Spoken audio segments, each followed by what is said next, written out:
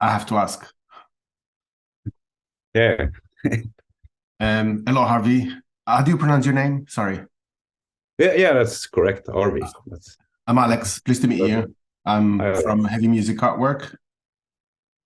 This Yeah, is the first time I'm meeting you because I've interviewed Ivar and Grotto a few times. yeah.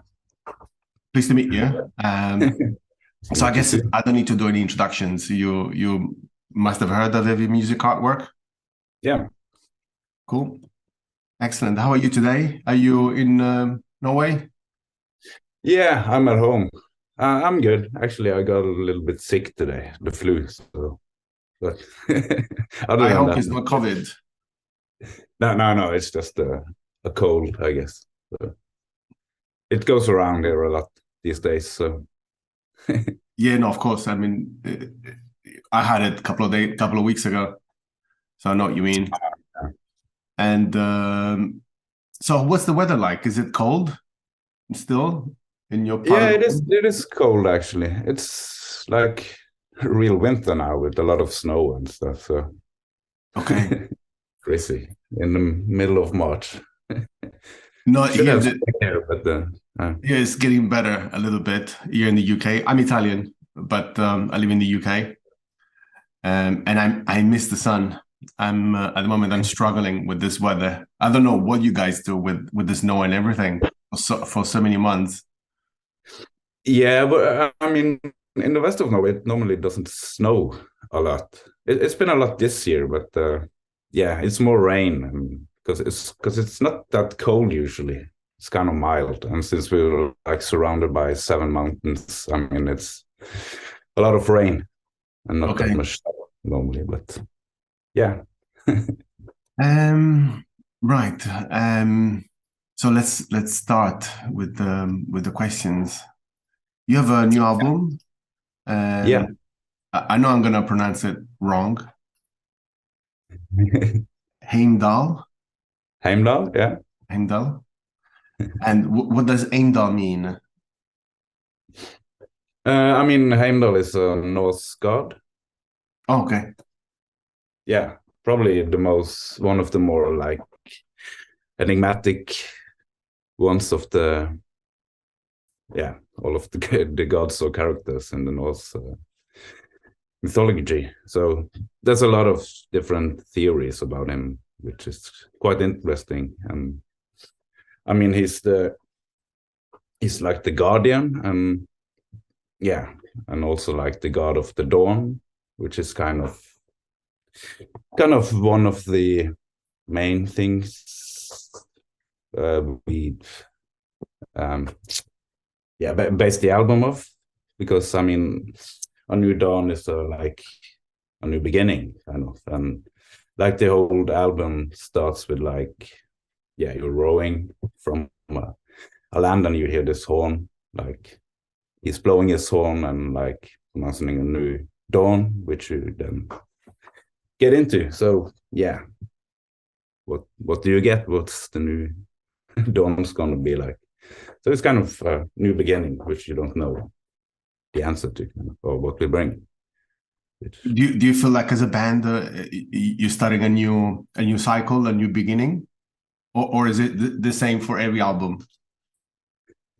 Yeah, but I think one of the interesting facts about the whole Heimdal concept is I think it was actually the first song Enslaved ever wrote was also like Heimdal, about this character. So yeah, you could maybe you could see it as a like end to a circle and beginning of something new. And at first glance, the cover looked a little bit like a photograph. Yeah, it is a photograph actually. Oh, is it not a Yeah, yeah. painting? No, it's not a painting. It's a Oh, photograph taken by Gretle's girlfriend a while back, and also it's like flipped upside down, so which makes it kind of interesting. So, so the reflection is at the top. yeah, Oh, okay, okay. It's so different it's from your other album covers.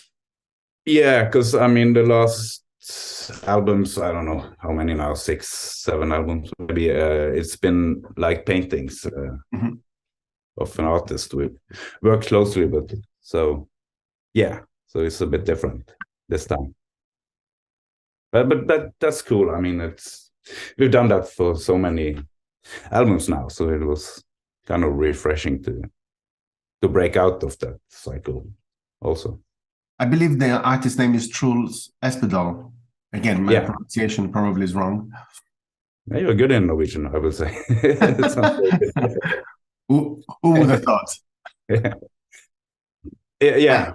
And he's a really talented guy, and he's a good friend of the band, and we've worked with him for, I don't know, 20 years or so now. So yeah.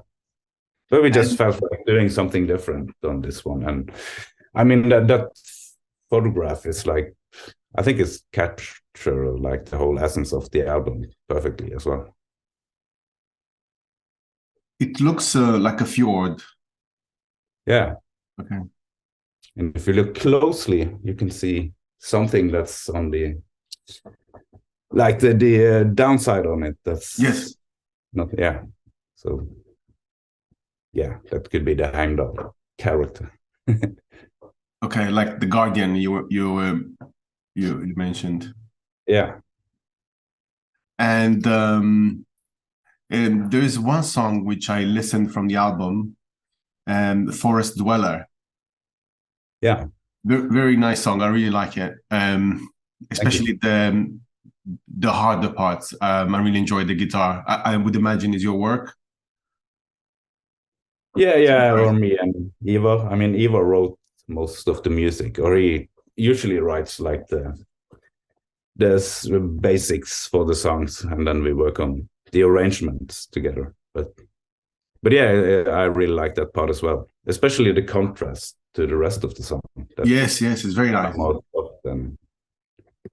And I love the way. One of my favorite things about the whole album, it's so filled with like contrast and stuff, and yeah, it's cool.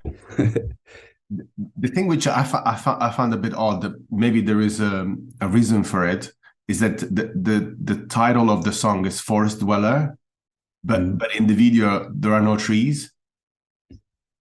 Was that intentional? Yeah, I mean the video is filmed in Iceland, because we work with a video director there who did all the new videos, so we weren't even present at when he recorded them.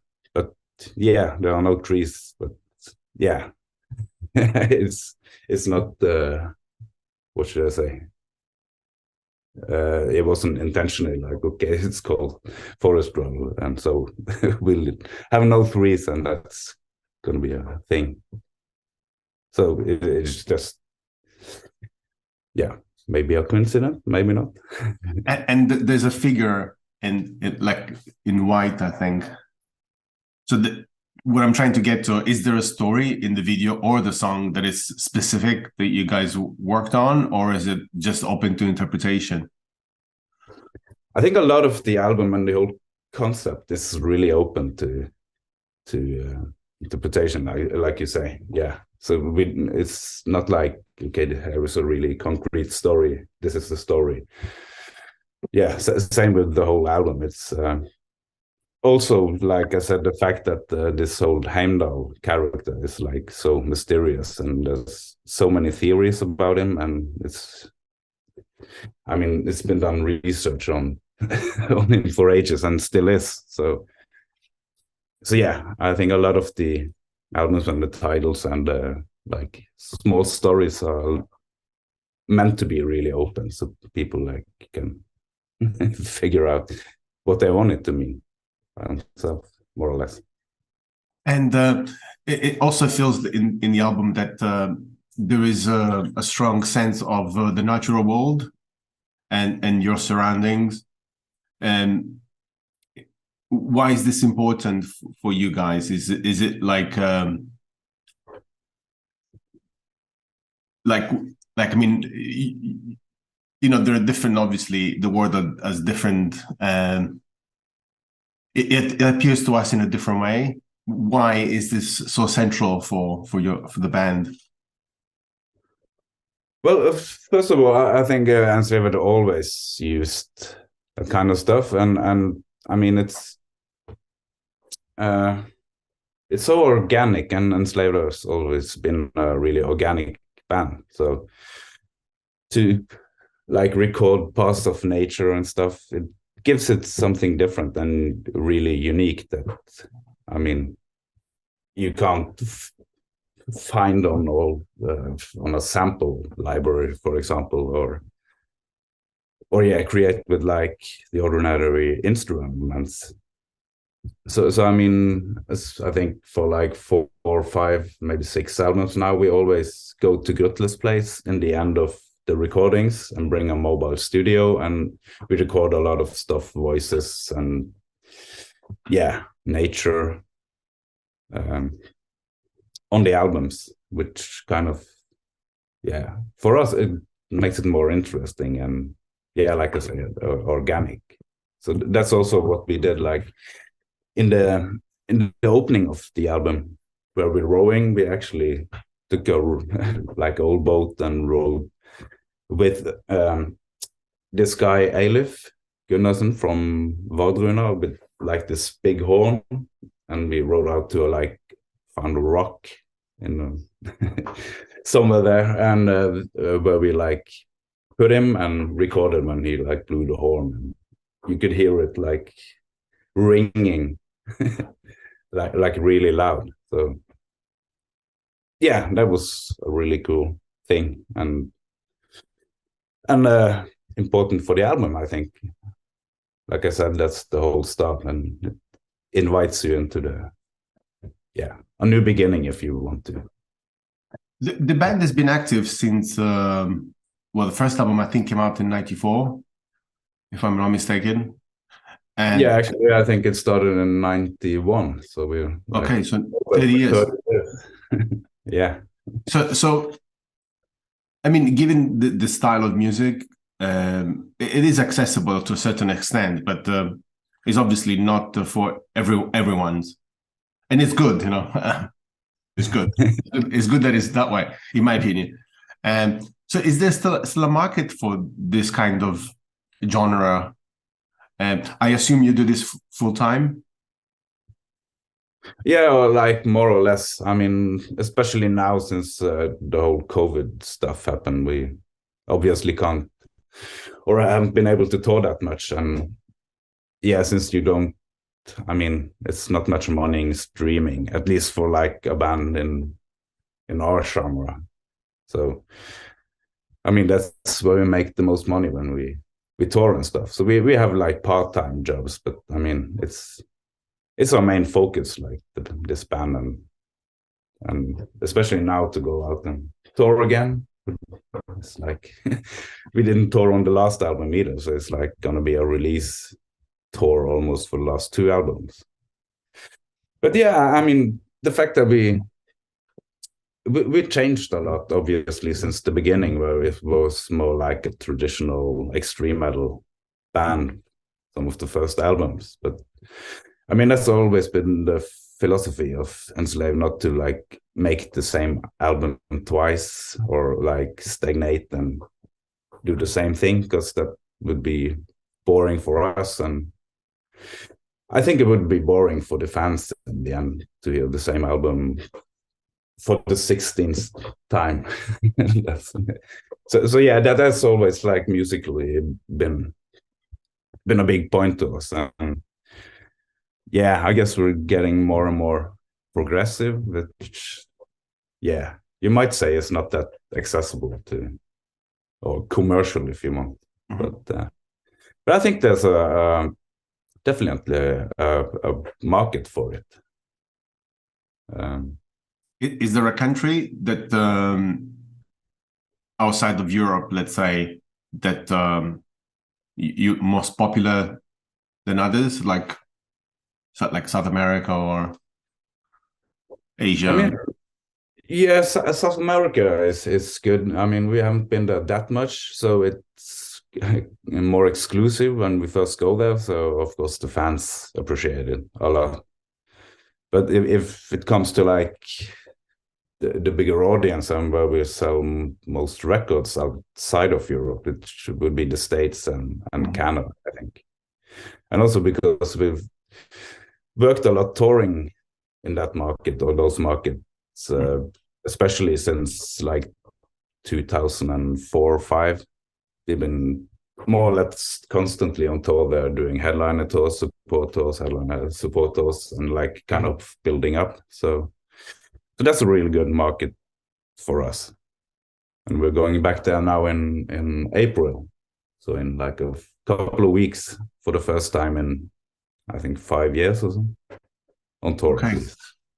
So it should be a good one since it's been so long. Hopefully, yeah. I mean, so it's been good there for us touring the last tours we did, but I'm also curious how it is there now, because I guess it's it's probably different from the last time we were there because of COVID and yeah, everything. And is touring like I mean even when I look at my life with having a family, it's hard to sort of finding the time to do other things which doesn't involve traveling or doesn't involve like in your case, because this is your livelihood. Is it how is it, how easy or difficult it is for your personal life? For me, it's not that complicated because I don't have any children. Oh, okay, sorry. And it's not a problem. Okay. With the other stuff that I do, because I do a lot of studio work. I have my own studio with other guys, and I also teach some music production and music theory part-time, so I can get fill-ins for that. But I mean, I think it would be harder for like Grutle, for example, who just got a new kid who's like 5 months old, and he had another one a couple of years back. So this is going to be the first time he's away from the kids on tour, and it's a pretty long tour. It's like 4 weeks. So yeah, I think that would be kind of hard, I guess. At the same time, we really look forward to go out and tour again, of course. Of course. The reason why I'm smiling, because last time I spoke to him, he just had a baby. So now I'm speaking to you, and he's got another baby. It's good. Yeah, it's congratulations. Yeah, I will tell him. Yeah, he's really happy with that, of course. And so, yeah, I just think it's a bit weird, like going away from home for so long for the first time, and yeah, since he had the kids. So, and you also play in another band, or several bands. In a lot of them. Yeah. But your other main band is Audrey Orn, right? Yeah, yeah.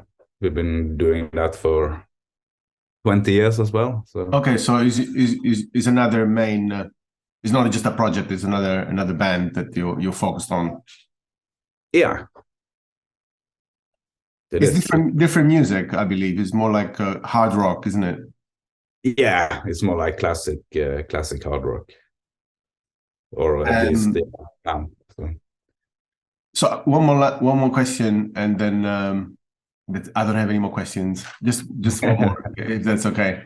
And so how did you get into heavy metal? Like, what was your start? Because it seems like everyone, including myself, it was a very strong moment in your life that things just change.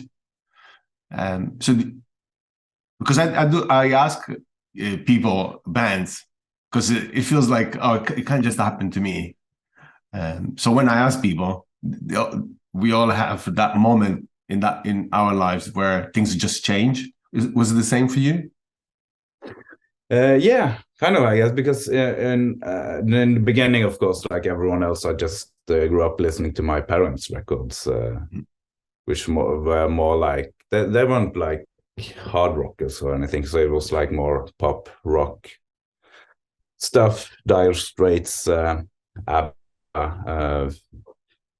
The Shadows, that kind of stuff. And but I remember the first time I like thought this is what I want to do was when like a friend of mine came over with a like VHS tape of the band Kiss, and we watched that, and I was like, wow, this is so cool with like, the whole package. So I was like, this is what I want to do. So then I got into like harder music with, I don't know, Deep Purple, Kiss, Metallica, before I turned into more extreme stuff.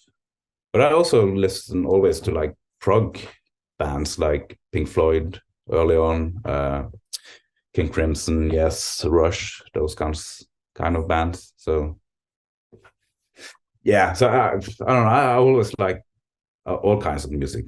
To me, it's just like good or bad music, really. So I can find interesting stuff in most genres. But I think where I'm from, there was like one extreme metal band when I grew up. So I got to know them and introduced to that genre as well. And what was the band? It's called Obtained Enslavement. Okay, yeah, I heard the name. So Yeah, they're from your hometown. Yeah, it's an island just outside Bergen where I live now. It's the singer from that band actually played in Gorgoroth for a while. Okay. Back in the days on the Destroyer album, I think. And he joined them now. So yeah. And then I continued to play in other extreme metal bands, but also like played always in more like rock and roll hard rock bands. So considering the Norway as a country and your background, history, and all that, how come you have so many extreme metal bands? Like, in your opinion? It's a good question. It might be the weather. I mean, especially like what happened? Like, something must have happened. Yeah, I don't know. It's always been popular here, and I think when first I guess Mayhem was one of the first band who kind of started that more extreme metal thing in Norway, and there was a lot of bands around them. I think that joined the genre, and then you suddenly had a what's the word?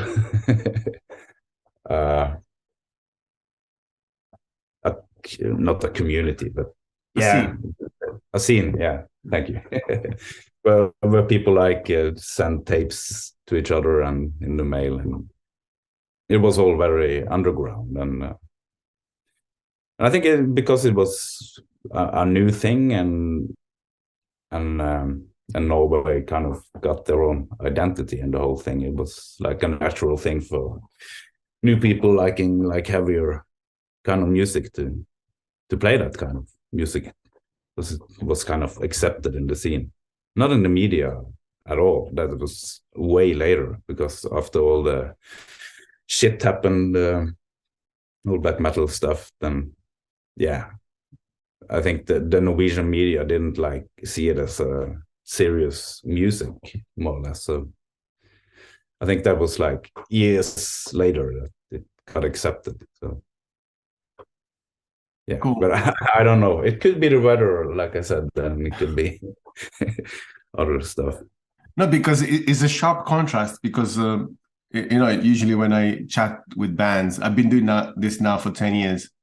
Usually, all bands are very well educated and very polite and very calm. Maybe too calm, but on stage is a different person. Yeah, but I mean, we get that side. I guess the aggressive side we get out in the music and on the scene. So we normally like pretty calm. Because I don't. We need a psychologist to understand this, because it's just really strange. Yeah. Yeah, maybe. I see your point, but I mean, been growing up with that, it's always been like that. So Okay. well, most people are very nice in the jungle. Yes, yes. I've been to Oslo. It's very nice, very calm and quaint. Yeah, I guess maybe it's because of the whole underground thing that it didn't like blow up and was a commercial success, especially not the first 10 years. Yeah, maybe that's get the bonds stronger between and kind of the feeling, okay, this is us against the world, more or less. I don't know. Have you seen the movie Lord of Chaos? No, I haven't. I haven't. I haven't. Is it good? No, you haven't. I don't know. But the thing is that the drummer of Bathory was the director. Yeah. So it can't be all bullshit. I don't know. I don't know. Like I said, I haven't seen it. I know a lot of people in the scene are very skeptic to it, of course, but I haven't seen it, so I don't know. I can't talk about it. No one in Norway has seen it. I ask everybody from Norway, and no one from Norway has seen it. It's really strange. Maybe they don't want to see it. Yeah. You know, who knows what is gonna reveal? Yeah, I don't know what to say, but I agree. I don't think anyone I know have seen it or talked about it, as far as I know. Just pretend it doesn't exist. Who knows? Anyway, thank you, Arve, for your time and for this interview. I will keep you posted via Nuclear Blast, and I wish you all the best with your new record and the tour, of course, when it starts. Thank you. Do you have any questions for me before we say bye-bye? No, I don't think so. Okay, no problem. I think I got a new one now in 2 minutes. So yeah. Okay. Cool, man. It's ready. You take care. Nice talking to you, and hopefully see you on tour or in Norway if you're. Yes, yes, absolutely. Take care. Bye-bye. Okay, take care. Bye-bye. Hey folks, thanks for watching this podcast. If you enjoyed this interview, please like, share, and subscribe. Tell your friend, your family, and your cat, and stay awesome. Don't forget to check out our store at www.headingmusicartwork.com. Ciao for now.